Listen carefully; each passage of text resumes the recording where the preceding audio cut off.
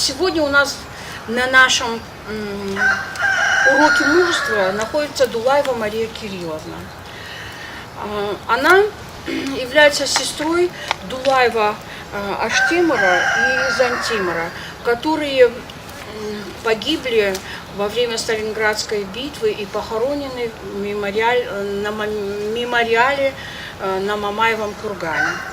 Долгое время Мария Кирилловна не могла найти след своих братьев, не могла найти могилы их. Но вот благодаря их племяннице Злате удалось найти их могилы. Значит, имена Аштимара и Зантимара вписаны с фамилиями тех наших односельчан, которые погибли во время Великой Отечественной войны. Сегодня Мария Кирилловна приехала к нам на урок для того, чтобы взять землю с могилы солдат, погибших во время Великой Отечественной войны, солдат наших односельчан, и чтобы отвести эту землю Аштимара и Зантимара, землю, на которой они родились, на которой воспитывались, отвести на Мамаев курган. И чтобы память о наших героях, земляках, наших братьях вечно жила в памяти и вашей, и нашей, и наших земляков.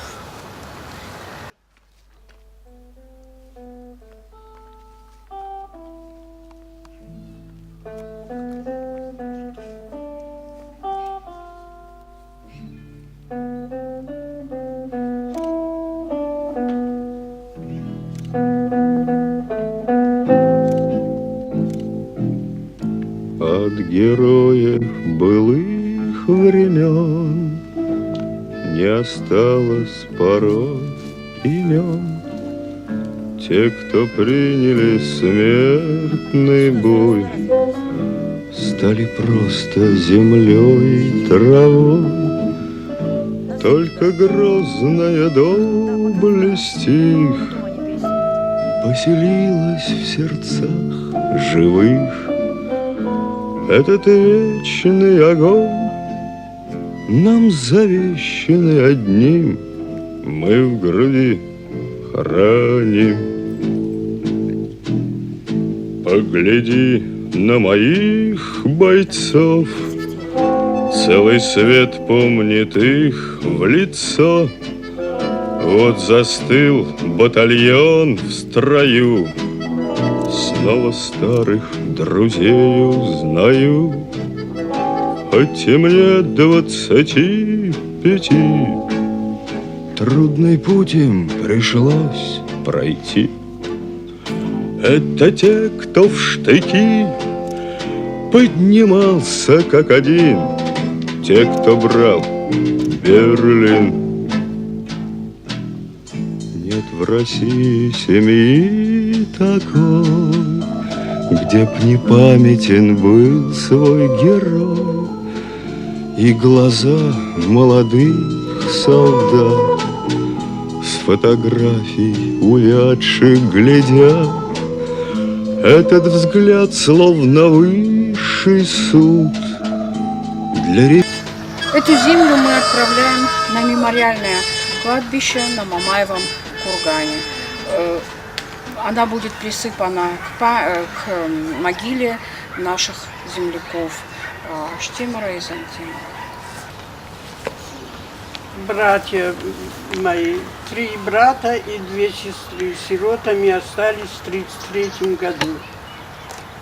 И Аштимар этот, нас в детский дом отправили 5 в город, Орджоникидзе тогда был.